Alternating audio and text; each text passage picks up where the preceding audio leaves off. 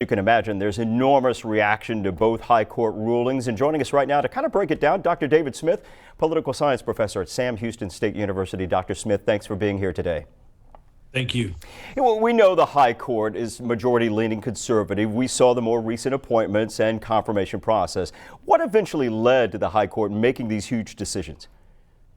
Part of it was the change in the overall makeup of the court. So you went from a 5-4 makeup with former Justice Ruth Bader Ginsburg and usually Chief Justice John Roberts being the swing vote, to now you're at a 6-3 majority with Republicans. And John Roberts, even if he defects as Chief Justice to the more liberal wing of the court, there's still not enough votes to overcome those 5 conservative members. Should anybody be shocked by these two huge rulings?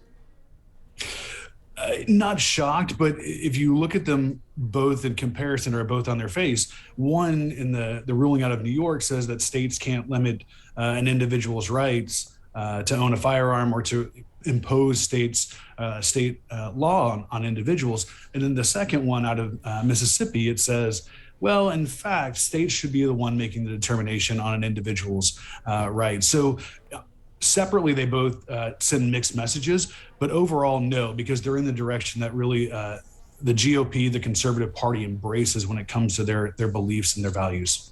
Dr. Smith, you know the court doesn't just willy-nilly make these kinds of decisions. How prepared are we socially, legally for these kinds of rulings that change a way of life on both sides of these issues? Yeah, I think we're more prepared for the New York ruling.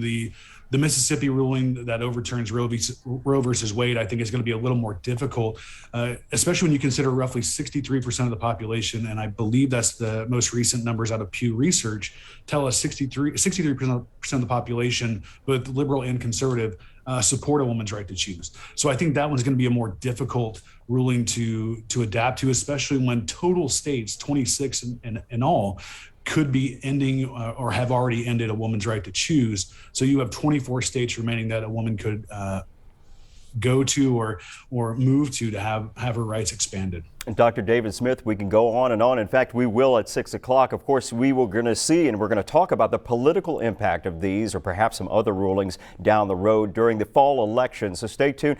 Dr. Smith will get your take on that at 6 o'clock in our newscast tonight at 6. And we appreciate you joining us in the meantime.